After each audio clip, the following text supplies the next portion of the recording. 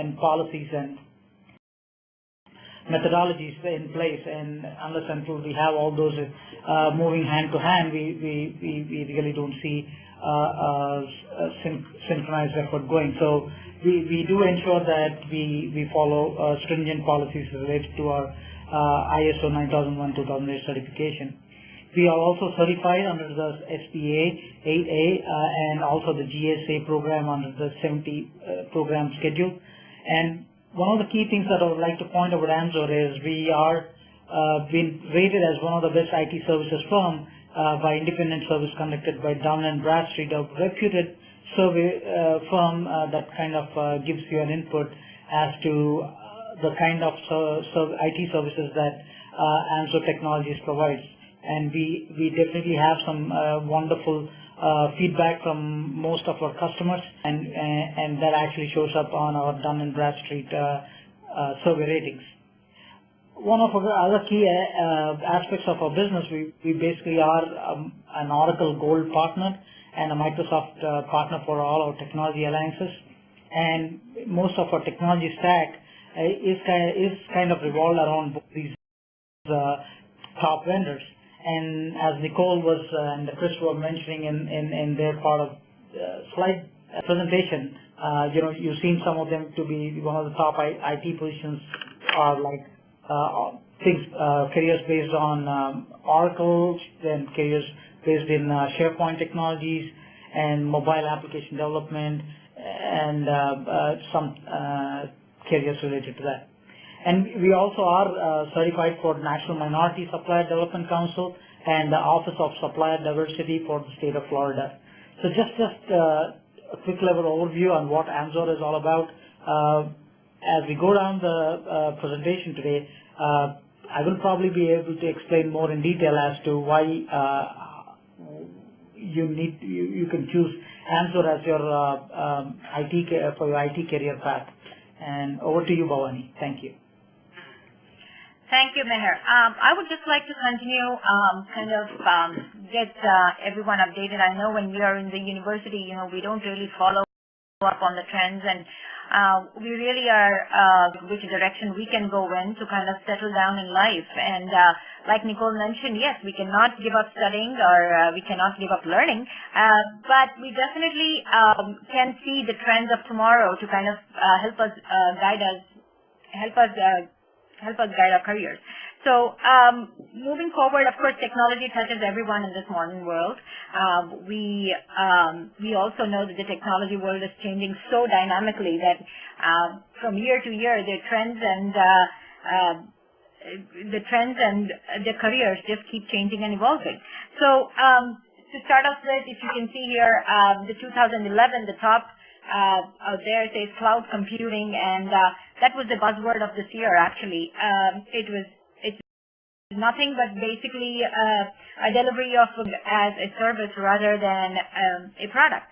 But looking at the trends for tomorrow, if you look at 2012, you will notice that cloud computing moves right at the end. That's because the organizations have already changed their attitude and realized that, of course, it's going to be a service, but what's important right now is mobility applications and mobility solutions, because we have all kinds of small handheld devices coming up. We have our iPads and iTouches and iPods coming in, and iPhones and Androids, and so basically you're at a trend for the next, at least for the next 12 months, to kind of mobility applications or mobility solutions, where you're looking at a process of application development or software development for handheld devices, most of all for today's organizations, because be it in banking or insurance or healthcare, everyone wants to be accessible over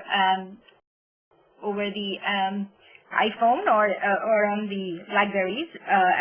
Of course, that also leads to enterprise mobility solutions, where you can capture and connect and communicate at the organization level to improve business decisions, and it becomes a competitive tool for most companies right now. And so definitely looking at the trends for tomorrow, you are looking at application development in the mobility sector. And of course, that does come in with social and contextual interactions. Basically, what we are looking at is how important is Facebook or LinkedIn or Twitter as of today to kind of increase or grow our market. There are also specific user-specific enterprise applications going on to next-generation analytics, which basically is increasing the computing abilities to support business operations. Of course, change in a lot of these big data, like Nicole pointed out, data is increasing, is doubling every year. So you will see that the big data management becomes a key player, and that would definitely open big doors for tomorrow's world. Of course, extreme low energy servers, so we are looking at networking. Of course, it is security becomes a big issue here, and so most companies are looking to invest more into servers that would not only provide enough bandwidth for all their users, but mostly to kind of go on in and be secure as well, and be able to cater to as many customers as possible. We do have a polling question just to kind of see what do you think would be the core IT skills required for the next year, and be fun if you could answer that. Just for us to kind of get an overview of what you, from your perspective as fresh graduates or people entering into the industry today, think of the market of tomorrow. As far as we, or at least what we have compiled is that application development and programming obviously stands out, and based on the IT trends, the hot jobs for the next few years at least seem to be the programmer analysts or the systems analysts. And application development will definitely lead the way, as will database management, because with the increase of data, we do have data security analysts and system security administrators, or database developers and analysts, data modelers, data warehouse specialists. Business intelligence becomes a major part, just like Nicole had pointed out, and Chris had suggested. And we do have, because of these enterprise system analysis and integration processes become such a huge development process for anyone, they do need the industry will definitely open up to more project managers and business analysts to kind of be able to implement the change. Of course, change management has always been growing, and that is definitely something that you can look at. Digital media becomes important because obviously once the application is developed, everyone wants a good, neat look. And so animation for websites, animation for any kind of software, and of course graphic designing and video game development becomes one of the top leading careers for tomorrow. Networking, as far as networking is concerned, of course we are looking at security as the key to the future.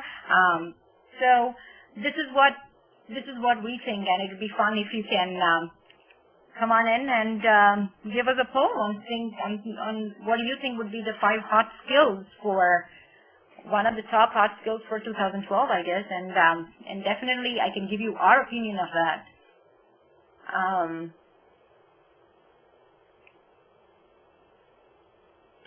We do believe that more than 61% of the skills hired in the next 12 months at least would be in programming and application development. Mostly you're looking at, and this basically is a survey conducted by the Computer World, and they basically made a little list of the hot IT skills for next year. And they suggest application development and programming, and we do believe mobility solutions would become something of a major interest to most organizations or the market for tomorrow.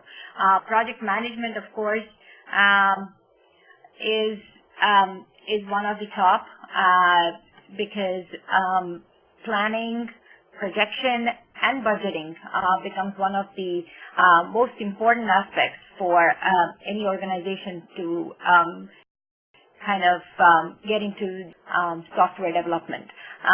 Networking, of course, 35% plan to hire, and business intelligence, quarter of the jobs would definitely be business intelligence based on the amount of data, and that needs to be managed intelligently, of course.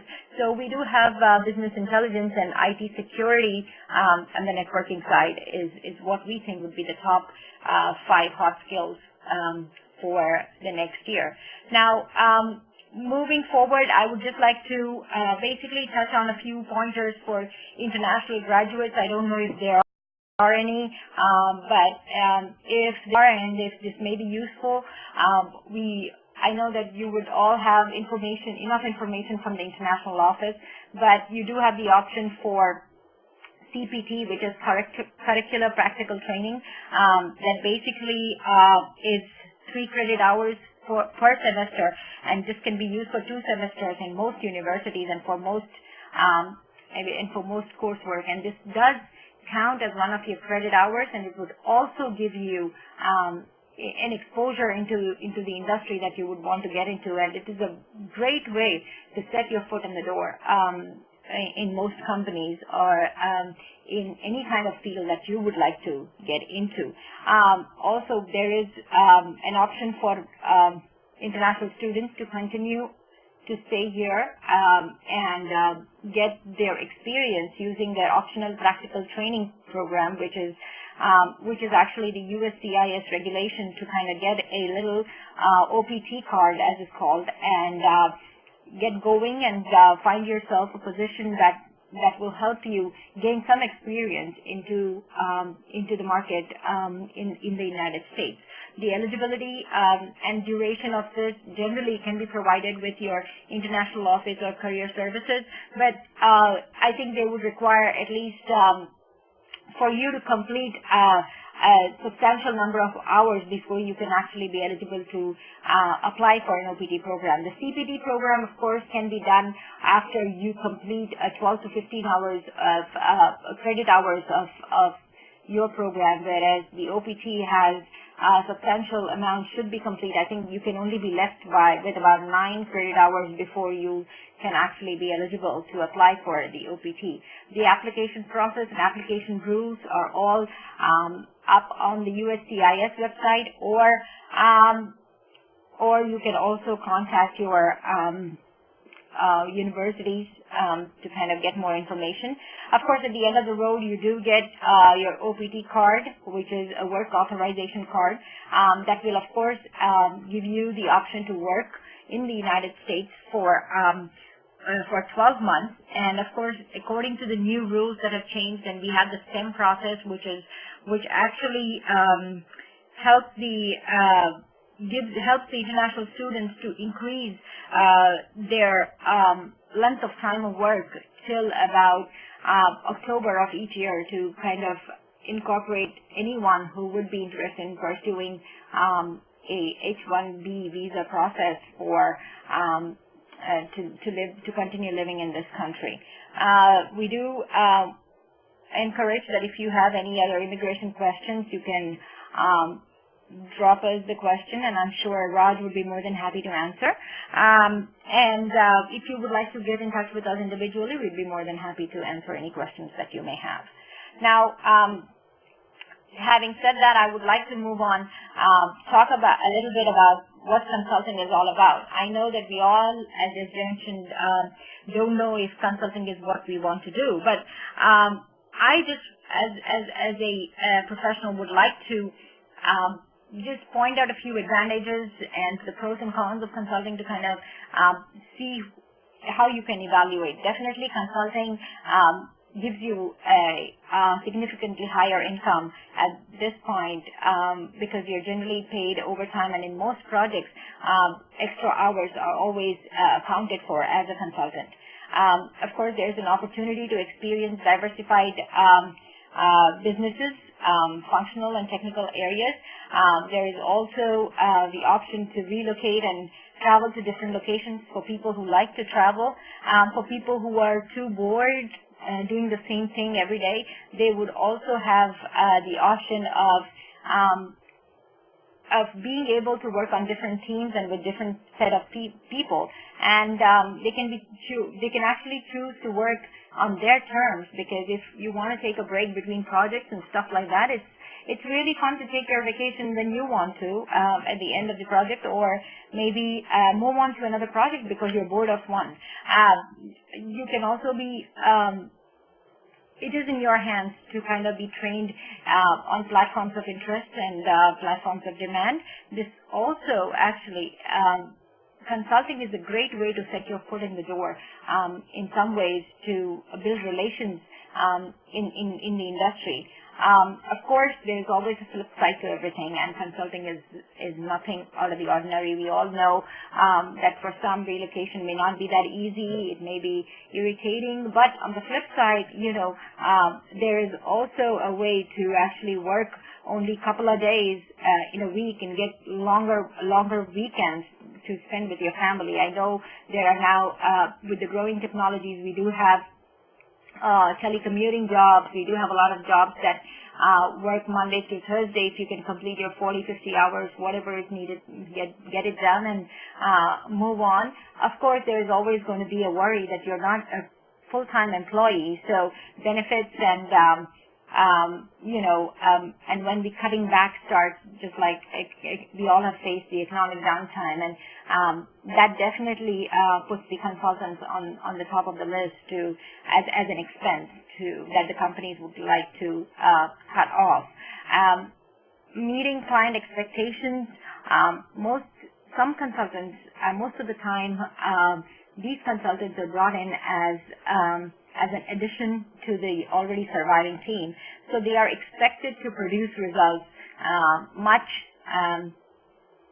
faster than what the learning curve becomes very, very steep and difficult because this may feel like a burden for some, and I just wanted to reiterate that though consulting has its pros and it's great going. It depends where you are in terms of what you want and to go on and make a decision to what you would like to get into.